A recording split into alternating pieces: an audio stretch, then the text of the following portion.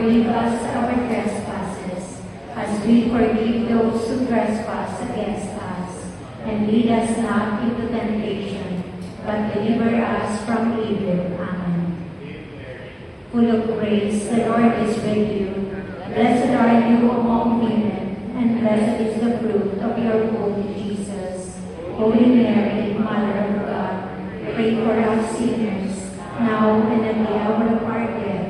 Amen.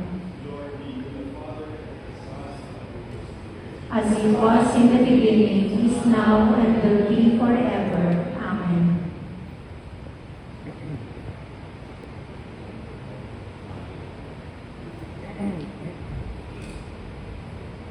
Salamat din po sa pag-invite sa akin, Father. Hindi ako nakapag-misa nung wake ni Ate Kai, at least ngayon sa birthday niya, ay na-meet ko siya isang beses pala nung namatay yung nanay ko ni Tito Boy, Mabunta. Ako po kasi nag-misa nung gabi-gabi, so nang lumating siya doon.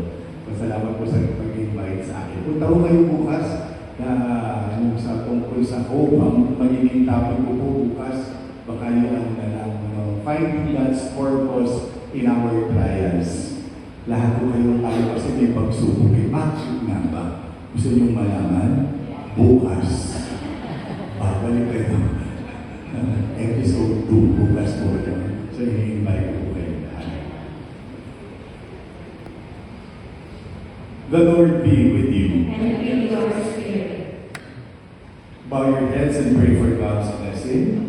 May God, who by the resurrection of His only begotten Son, was pleased to confer on you the gift of redemption and of adoption, give you gladness by His blessing. Amen. May He, by whose redeeming word you have received the gift of everlasting freedom, make you heirs to an eternal inheritance. Amen. And may you, who have already risen with Christ in baptism through faith, by living in a right manner on this earth, be united with Him in the homeland of heaven. Amen. And may the blessing of Almighty God, the Father, and the Son, and the Holy Spirit come down on you and remain with you forever. Amen. Our Mass is ended. Go in peace to love and serve the Lord and one another. Thanks be to God. Thank you.